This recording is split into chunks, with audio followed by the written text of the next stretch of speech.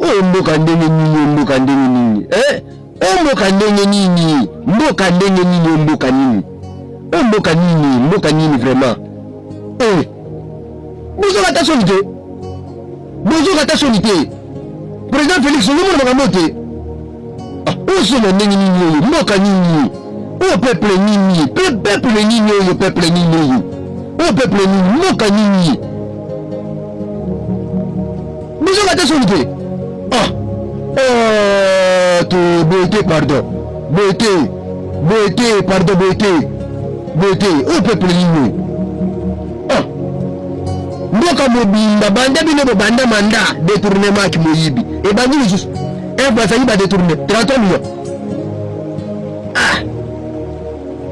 Il y a un billet. Si on va surtout détourner, c'est quoi? Moi, je vais te dire que budget na biso, et là, on va le budget na biso. Budget na biso, on va payer la mobile. Oh, il y a un mot dans ce libakak. Il y a un mot dans ce libambon, il y a ce que je dis. Ce qu'on a évité, budget en haut, et autres qui kalakak intact, budget en haut, bouge-raté. L'inflation soit détournée. Mais bon, quand vous publiez ça, même, ayez quand même la honte, oui, quand même, ayez quand même la honte. Ayez quand même la honte. Il y a des fois la valeur. Quand vous n'arrivez pas à donner la valeur à votre propre pays, à vos propres dirigeants, pensez-vous que l'Occidentaux va vous donner du respect? En vous signer un document, un contrat, un banine. Est-ce que vous réfléchissez vraiment?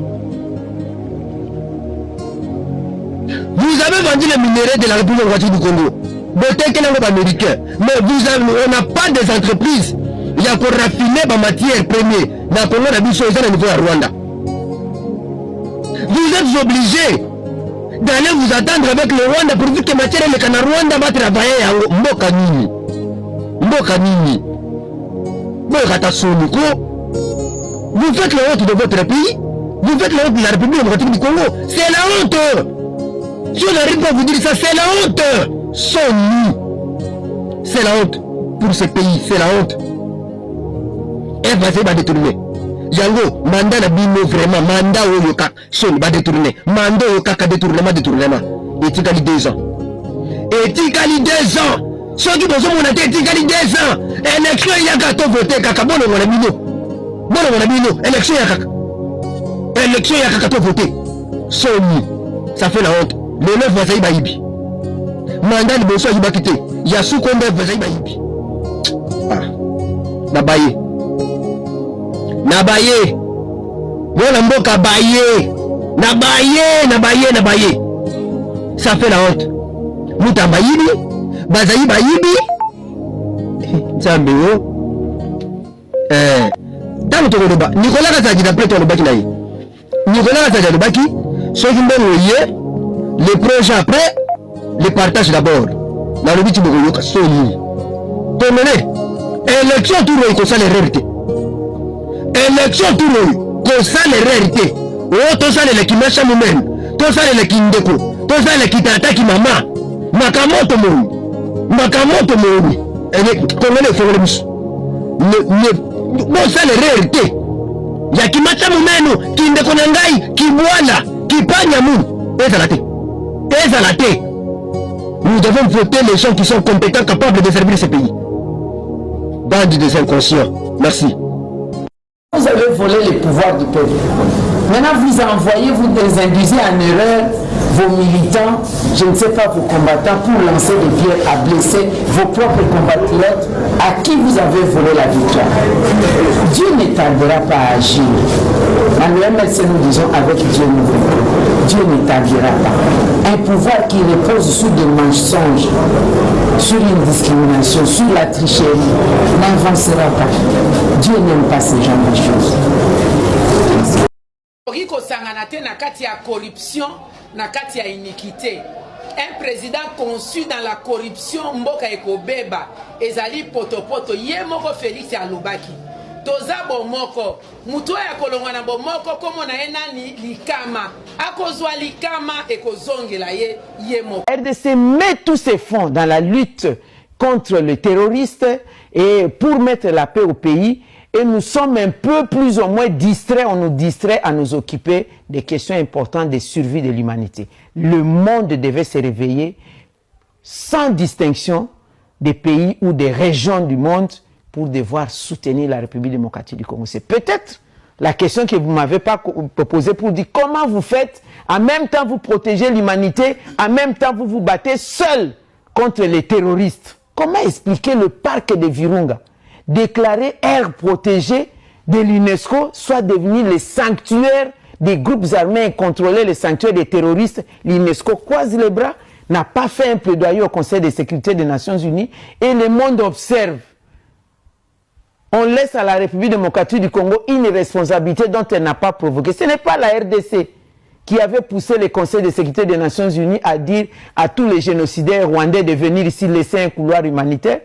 Ce n'est pas la RDC, vous parlez de déforestation, je vous informe, l'OIM, l'Organisation internationale des migrations, le HCR, Haut Commissariat des Nations Unies aux réfugiés et d'autres ONG internationales ont coupé pendant plusieurs années 500 mètres cubes de bois par jour pour faire des tentes aux réfugiés rwandais, pour leur donner des bois comme cuisson, pour leur préparer, arranger les ustensiles, les lits, les tentes et tout le reste. Et aucune de ces organisations n'a mis un seul rond dans un programme de reboisement. Patalimboa, Boyanana, Nabi, la famille, regardez cette vidéo. Nzambe, qu'est-ce qui est arrivé à notre maman F. Bazaïba? Et l'okoni ni maman Nabiso F. Bazaïba. Nzambe nangaye. Maman Eve, Ozaki na bien. Donc du côté du bien, du côté du bon, maman. Regarde-toi, qu'est-ce qui t'arrive? Non, on veut des explications. La nation veut des explications. Parce que malgré que vous avez fait le mauvais choix d'aller soutenir Bayinia Congo, d'aller soutenir les ennemis des Congolais, ma mère, maman Eve, vous restez dans le cœur des Congolais. Et on veut savoir qu'est-ce qui vous arrive. Qu'est-ce qui vous arrive? Je ne vous reconnais pas. Personne ne vous reconnaît. Zambé. Oh. Et pouvoir. Pouvoir Yabaluba. Pardon. Yo Moussoïli kanga munoko na yo. Mukongo kanga munoko na yo. Mongo kanga munoko na yo. Pouvoir na bango baluba. Yaboye. Te, botike la bango. Te, yaboye. Te, botike bango na kati ya pouvoir wana. Oza Moussoïli te, oza Mukongo, oza Moussoïli, oza Mukongo, oza Mungala. Bima na pouvoir na bango baluba. C'est quoi? Qu'est-ce que vous ne comprenez pas? Ate, on veut les explications. Maman Eve, nous voulons des explications. Aux alliés personnalités publiques. Aux alliés personnalités publiques, politiques. Et le peuple a le droit de savoir qu'est-ce qui vous arrive, maman Nangaï. Peut-être que ce qui se passe là, écoutez les mis à peuple congolais. Parce que nous, on ne vous laissera pas comme ça. Non, non. Les sommes d'habitude politiques, nous avons les lukuta. Nous avons les policiers. Nous avons la vie à bien. Nous avons les policiers. Nous avons les policiers. Même les sous-mamans, nous avons les policiers. Nous avons en prise en charge. Même les familles, les sous-mamans, ils sont en bonne santé. Nous avons les bien. Nous avons des passions. Nous avons des passions. Bade farali pate la ndaka politicien bade farali pate bango baza va venir à moi vous tous qui êtes fatigués je vous donnerai direct baliaka bien ils mangent comme ils veulent baso ba chemise à sika basili si ba bois qui bazu musu baza la ville ko ngana yote ba voyager kana pouvoir ya penser sur lobby na za la France akei lobby na ko ba les États-Unis bakei baza la pouvoir am de l'autre bato ba voyager bakei na libanda bato bazongaka bozaka la explication nous avons vu nous nous sommes entretenus c'est depuis la dernière fois on a été à changer mais évidemment on va voir bozo tordre sens peuple azoki nani nde moto malamu bino boye bisangai Kabila na gestion nae na Tshisekedi na gestion nae banani nde miibi ya malamu to ça la question pour un champion to lugana na opesa réponse kokanga moyibi eza malamu memba na moyibi eza nini po bato bakomi siko na lokumu ya moto akoko yiba na mbongo akene na prison ayebi ke so ina beti na 10 millions na vai na nga na kati na kosomba local ba tieninga climatiseur na ko vivre lokwa na zaki libanda na négocier na directeur à prison tout na biso à l'aise na ba petit na kondima na vanda pendant 4 ans 5 ans jour na ko bima na koya na 10 millions pe akokoma na 50 parce que ba kosala jeune magistrat ba yebi ndenge nini ba koyokana zo ba tomate sangisa ngona mai sanzaka na tongo na kotsa petit mo na téléphone na bando filmer ndenge zo ba mona ko zo sanza bakila chaka musu côté asima ba mona ko bimisi bakila na ndenga se et puis ba koluka liberté provisoire mutu akokende bato ya liberté provisoire bazonga na cachote lolenge ya kobangisa bato na misolo ya l'état eza kokanga bango il faut bato babanda kobanga ke so na simbi eloko vi na ngai baby non pas ke biloko nyonso ekei bakangi na mwasi na bana na suki me bato bakobanga te mbano ezali te baokanga bato pe mbongo ezozonga te kokanga ya ba 2 jours na ba 1 semaine ya ba 1 mois ezosimba te surtout que so bakoti na hôpital babelaka mingi ba fièvre moko lampadérique avec dû au microbe moko ba fièvre foragère dû au microbe lampadérique yango nde malade bango babelaka principalement et puis batraite yango na Kinshasa te foka libanda. À quand la fin de cette mélodie? Mokonzi ya mboka alobi biso tosali banalise kaya moya ya Kabila ba réagir kaya Katumbi ba réagir kaya Fayulu ba réagir lipeza la kombi nzele zapi avion ye wapi. Donc tous discuter mais rien ne change, loi ya Lavoisier, rien ne se perd, rien ne se crée, tout se transforme, c'est la même vie. Ils sont ministres tous les jours, ils sortent tous les jours, ils sont honorés tous les jours. Ils sont reconduits dans tous les gouvernements, mais rien ne change. Mais dans papier Zaka, mais normalement, regardez par exemple ça, papier numéro 4.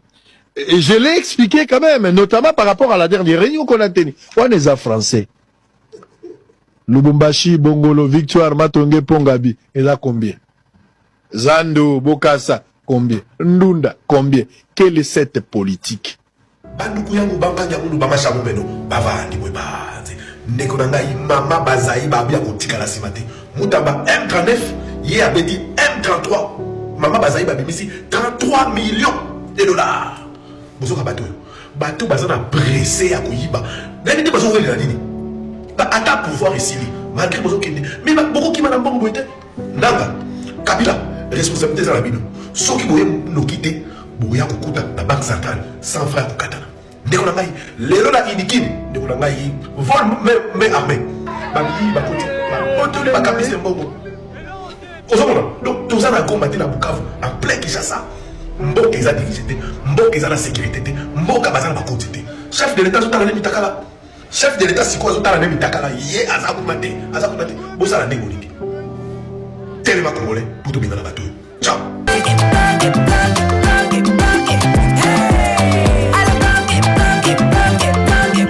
Oyoki elenge ya Congo.